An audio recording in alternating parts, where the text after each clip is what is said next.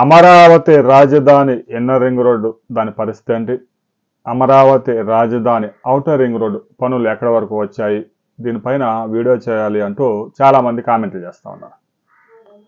ఎందుకంటే పనులు చేపట్టాలి అంటే భూసేకరణ పూర్తి కావాలి.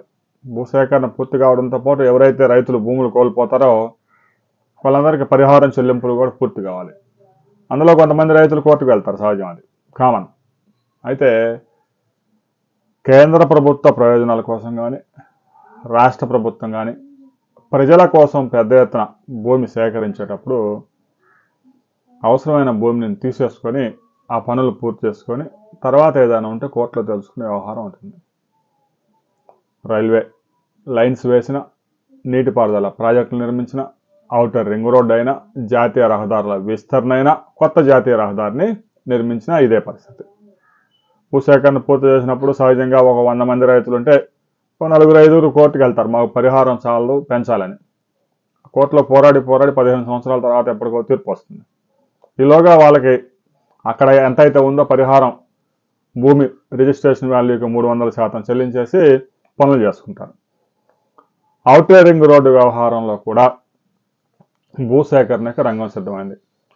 187 కిలోమీటర్ల పొడవైన ఈ ఔటర్ రింగ్ రోడ్డు 5 జిల్లాల మీదుగా 121 గ్రామాల గుండా ఇది ప్రయాణం చేస్తుంది. దాదాపుగా 5,200 ఎకరాల భూమి సేకరించాల్సి ఉంది. 4,300 మంది రైతుల్ని గుర్తించారు. ఇక అటవీ భూములు కూడా ఉన్నాయి. కొన్ని ప్రాంతాల్లో సొరంగ మార్గాలు కూడా తోబోతూ ఉన్నారు. ఇప్పటికే 5 ప్రత్యేక అధికారుల్ని నియమించారు 5 జిల్లాల్లో.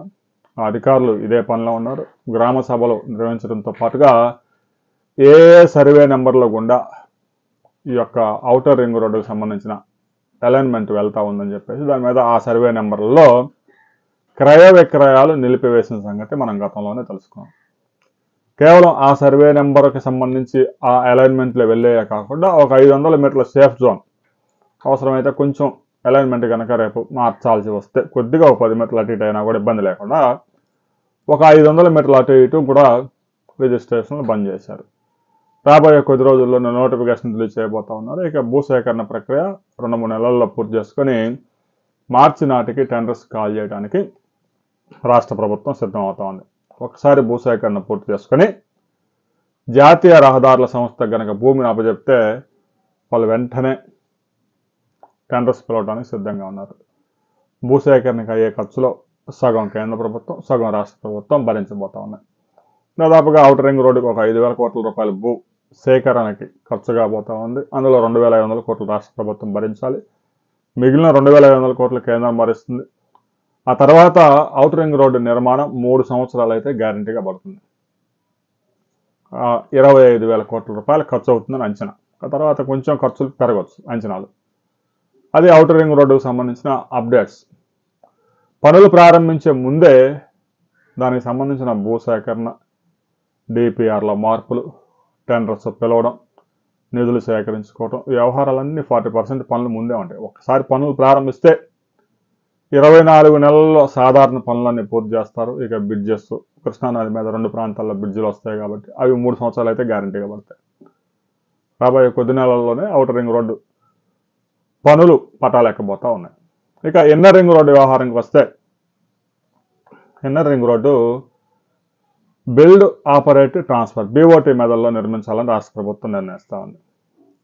రాష్ట్ర ప్రభుత్వం మీద భారం పడకుండా భూసేకరణ ప్రక్రియ వరకు ఏదైతే దగ్గర 90 కిలోమీటర్ల వరకు ఉన్న ఈ inner ring road already DPR కూడా సిద్ధంగా ఉంది. దీనికి సంబంధించి భూసేకరణ మాత్రమే రాష్ట్ర ప్రభుత్వం పూర్తి చేస్తుంది.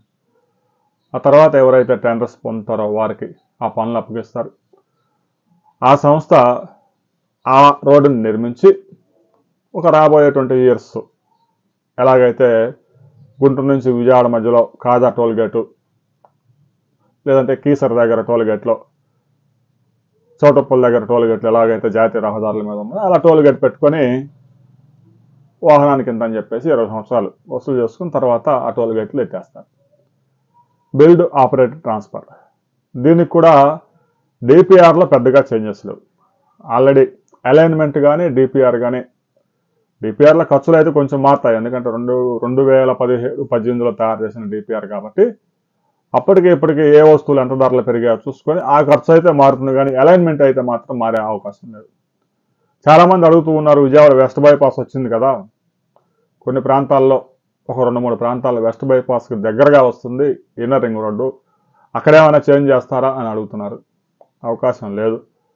విజయవాడ వెస్ట్ బైపాస్ ఎలాగైతే ఆల్రెడీ పూర్తయిపోయింది, దాదాపుగా చిన్న చిన్న పనులు జరుగుతూ ఉన్నాయి.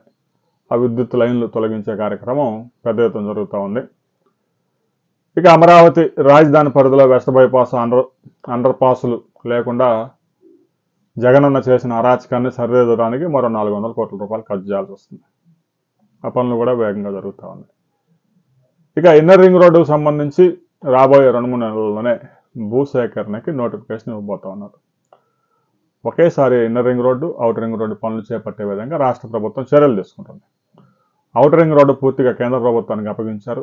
Inner ring road build operated transfer మెథడ్లో ప్రైవేట్ సంస్థకి ఇవ్వబోతా ఉన్నారు. కేవలం భూసేకరణ పూర్తి చేసి అలైన్మెంట్ కనుక అప్పగిస్తే ఆ పనులు పెద్ద ఎత్తున ప్రారంభమవుతాయి. Inner ring road, outer ring road దాదాపుగా 40,000 కోట్ల రూపాయల ప్రాజెక్టు. ఒక పోలవరం ప్రాజెక్టు ఎంత అయితే ఖర్చు పెడుతున్నారో అంత పెద్ద ప్రాజెక్ట్ అది. భూసేకరణే పెద్ద సమస్య.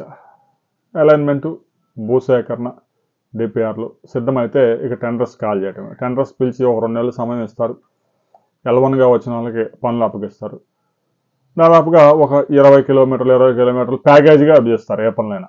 కృష్ణానది మీద బ్రిడ్జిలు 2 ప్రాంతాల్లో వస్తాయి కాబట్టి అవుటర్ రింగ్ రోడ్లో 2 ప్రాంతాలు, ఇన్నర్ రింగ్ రోడ్లో 2 ప్రాంతాలు, ఆ 4 బ్రిడ్జిలు సపరేట్గా ఒక ప్యాకేజీగా ఉంటుంది. రాబోయే 2-3 నెలల్లో భూసేకరణ ప్రక్రియను పెద్ద ఎత్తున చేపట్టి మార్చి నాటికి ఇన్నర్ రింగ్ రోడ్డు పనులు, అవుటర్ రింగ్ రోడ్డు పనులు చేపట్టే అవకాశం ఉంది. చాలామంది ఆందోళన వ్యక్తం చేస్తూ ఉన్నారు. గతంలో కూడా చంద్రబాబు నాయుడు పనులన్నీ 2018లో ప్రారంభించాడు. 2019లో ఎన్నికలు వచ్చి అన్నీ ఆగిపోయినాయి. ప్రస్తుతం అధికారంలో ఉన్నారు. లేట్ చేయకుండా పనులు ప్రారంభిస్తే 2029 నాటికి 95%, 100% పూర్తి చేయడానికి అవకాశం ఉంటుంది. ఇటువైపు లేట్ అయ్యే కొద్దీ నెక్స్ట్ ఎన్నికల తర్వాత మరలా ఎవరు వస్తారు, జగన్మోహన్ రెడ్డి వస్తే ఎక్కడ పనులు అక్కడ ఆగిపోయి పిచ్చి కంప పెంచుతాడు అని ఆందోళన వ్యక్తం చేస్తున్నారు. అలాంటి ఆందోళన వ్యక్తం చేస్తున్న వారికి ఒకటే సమాధానం, అమరావతిలో ఏదైతే ఇప్పటి వరకు టెండర్స్ పిలిచారో ఆ పనులన్నీ 24 నెలల్లో కొన్ని పనులు, హై రైజ్ బిల్డింగ్స్ ఏదైతే 40-45 అంతస్తులు ఉన్నాయో అవి 36 నెలల్లో పూర్తి చేయబోతున్నారు. స్పష్టంగా చెప్తున్నారు 2028 నాటికే అమరావతి రాజధానిలో పనులు పూర్తి చేస్తామని. 36 నెలలు మ్యాక్సిమం చెప్తున్నారు. పనులన్నీ ప్రారంభమై కూడా ఒక 6 నెలలు అవుతుంది. అంటే ఇంకో 30 నెలల సమయంలోనే, అంటే ఎన్నికల కంటే ఏడాది ముందే అమరావతి రాజధానిలో పనులన్నీ పూర్తి చేయబోతా ఉన్నారు. ఇక outer ring road, inner ring road పనులు ఒకసారి ప్రారంభమైతే 36 months పట్టే అవకాశం ఉంది.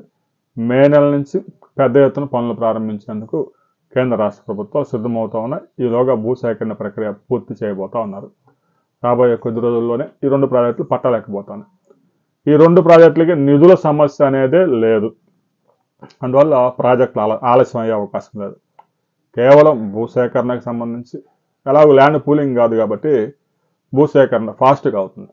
భూమి తీసుకోవటం, అవసరమైన వరకు వారికి పరిహారం చెల్లించటం.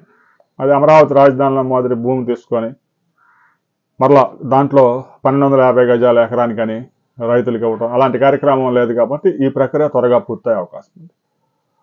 ఇన్నర్ రింగ్ రోడ్లో కానీ, అవుటర్ రింగ్ రోడ్లో కానీ ఏవైనా ప్రాంతాల్లో అలైన్మెంట్లో మీరు మార్పులు కోరుకుంటున్నారా, ఎందుకు కోరుకుంటున్నారు అనేది సవివరంగా కామెంట్లో మస్తుగా కామెంట్ చేయండి.